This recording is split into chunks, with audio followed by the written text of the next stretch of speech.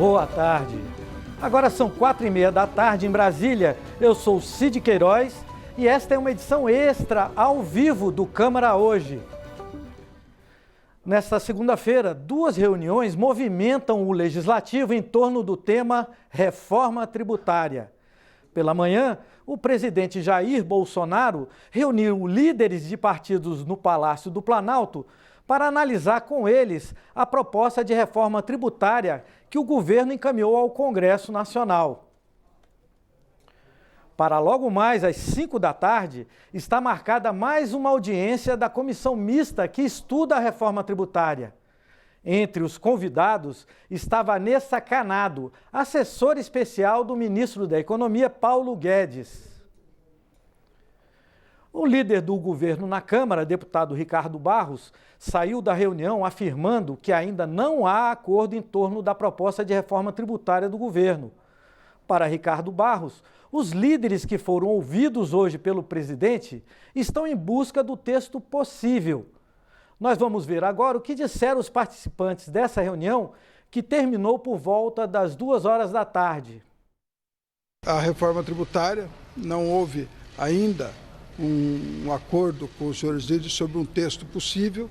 Nós continuaremos trabalhando para que ela possa avançar. Eu acho que nós estamos superando a fase crítica do enfrentamento à pandemia e agora estamos nos preparando para a retomada da economia brasileira, que certamente terá um grande ano em 2021. E 2 comandos foram obedecidos. Primeiro, de que nós não vamos elevar carga fiscal. Esse é um comando importante para a discussão da reforma tributária. E o segundo comando é que nós não vamos furar teto. Nós vamos respeitar a lei do teto do gasto público. Esses foram os 2 comandos que foram referendados pelos líderes partidários. E as soluções encontradas serão detalhadas nas próximas 24 horas em relação ao Renda Cidadã e em relação à reforma tributária, que também é importante, que vai caminhar, mas ela precisa ainda de algum tempo para consolidar os seus comandos, ou seja, os seus preceitos. Mas é disposição do governo de também fazer a reforma tributária caminhar para que a gente possa ter um ambiente para os negócios de maior investimento, de maior geração de emprego, de maior geração de salários. E ressaltar o que deve ser ressaltado nesse momento, que é a participação efetiva dos maiores líderes, dos líderes das maiores bancadas da Câmara dos Deputados e do Senado Federal. Essa é uma reunião importante, é a primeira desse tamanho, então a gente está muito confiante no consenso e no equilíbrio e na participação efetiva dos líderes, a quem agradeço nesse momento por terem se deslocado nessa segunda-feira para Brasília para discutir um assunto tão importante. E ao presidente da República por abrir essa via democrática ampla de convergência em favor do povo brasileiro. É muito importante ressaltar aqui o que disse tanto o líder Ricardo como o líder Bezerra na questão de mantermos esse pilar de não aumentar nem carga tributária e nem ameaçarmos aí o teto de gastos. Esse é o exercício permanente, essa é a maneira certa de fazer e eu agradeço muito aos líderes da Câmara e do Senado pela participação nessa reunião. A economia brasileira está voltando aos trilhos e com uma novidade que o governo agora tem um eixo político rodando. E para colocar o Brasil de novo nos trilhos, nós estamos seguindo a rota original. O Pacto Federativo, com o nosso senador Márcio Bittar entrando no Senado, a reforma administrativa já foi para a Câmara e agora não. Então nós estamos ultimando a reforma tributária. Nós temos a nossa proposta praticamente pronta e agora é a política que dá o time.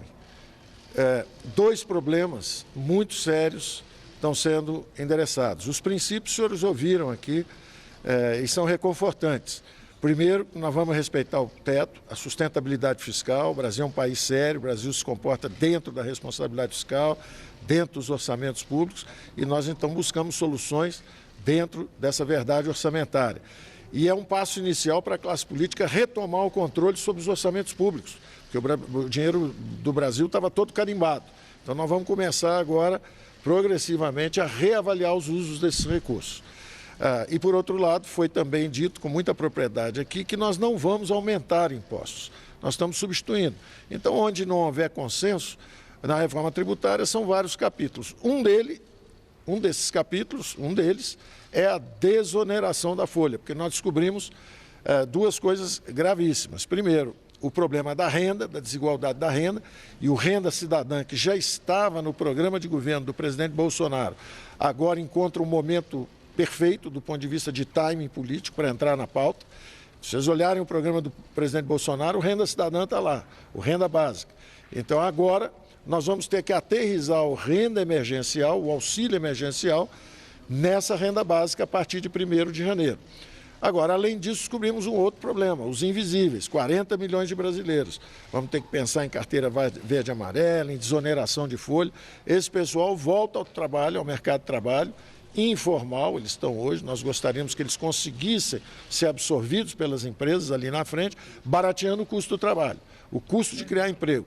O Brasil é um país que precisa criar emprego em massa, porque tem um problema de desemprego em massa. Nós estamos ao vivo aqui no Câmara hoje, repercutindo a reunião que houve aí no Palácio do Planalto, com o presidente Jair Bolsonaro e líderes partidários aqui do Congresso Nacional para discutir um acerto em torno da reforma tributária. Agora há pouco a gente anunciou que haveria às 5 horas uma reunião da comissão mista da reforma tributária, mas acabou de chegar aqui na redação a informação de que essa reunião foi cancelada. E continuando aí sobre esse encontro que teve aí e terminou agora no início da tarde, o senador Márcio Birtar, do MDB do Acre, que é relator da chamada PEC emergencial, explicou ao final da reunião de onde poderão sair os recursos para o novo programa social do governo, que vem sendo chamado de Renda Cidadã. Vamos ouvir o que ele disse. Depois de muita conversa, de muita reunião, hoje criou-se um consenso. Eu aproveito para parabenizar a todos os líderes do governo e dos partidos, das bancadas que apoiam o governo. E nós tínhamos, quem deu o start foi o presidente da República, que disse, olha, nós temos aí cerca de 10 milhões de brasileiros, que se nós não criarmos um programa, a partir de janeiro não tem do que sobreviver. Nós precisamos resolver esse assunto. E o ministro Paulo Guedes, ao mesmo tempo, como o guardião de uma política econômica que foi eleita em 2018 para dizer quais os limites. Então não pensem que foi fácil, essas últimas semanas, tudo que nós imaginávamos, sempre tem alguma parte que vai ferir alguém, que tem que tirar dinheiro para isso, mas a solução final está dada hoje num consenso. O Brasil tem no orçamento 55 bilhões para pagar de precatório e nós vamos utilizar, e vai estar na relatoria que eu apresento nessa semana, o limite de 2% das receitas correntes líquidas, que é mais ou menos o que já fazem estados e municípios, estabelece esse mesmo, no caso dos estados e municípios, esse mesmo piso.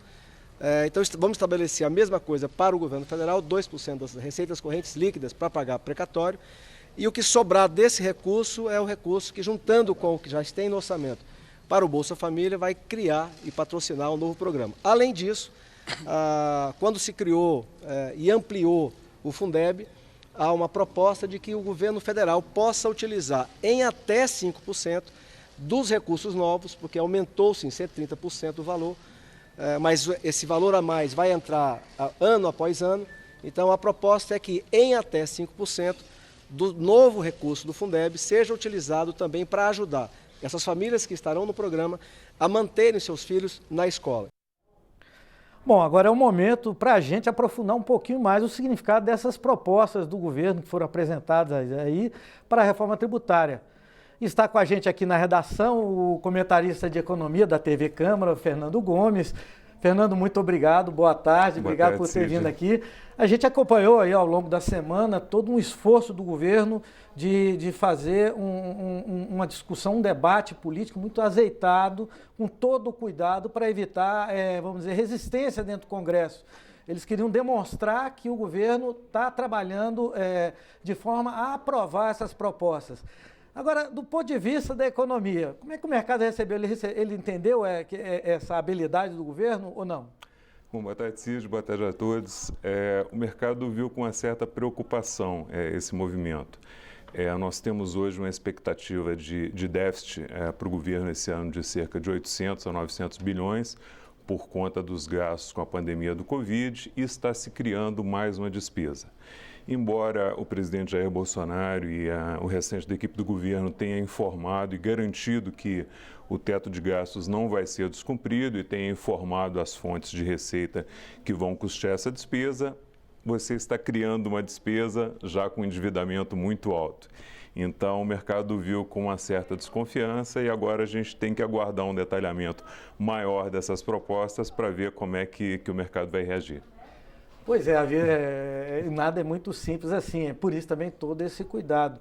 Mas havia uma expectativa, e a imprensa noticiava ao longo do dia, né, uma expectativa do anúncio aí de um novo imposto, uma nova CPMF, e de fato uma discussão mais aprofundada sobre a proposta de reforma tributária, né, desoneração, essa coisa toda, acabou não se confirmando. Como é que você viu isso? Pois a bola da vez seria a reforma tributária, mas quem ocupou os holofotes foi o Bolsa Cidadã, né? Então, havia uma expectativa de que se comentasse, de que se falasse sobre o imposto digital, que seria uma nova CPMF, e não se comentou nada. Simplesmente se disse que esse assunto ainda está sendo discutido, não se falou qual poderia ser a alíquota, se isso iria ser usado ou não para compensar a desoneração da folha de pagamentos, e há uma expectativa muito grande do mercado, né? Eu relembro que a gente tem uma PEC no Senado e uma PEC na Câmara que tratam da reforma tributária.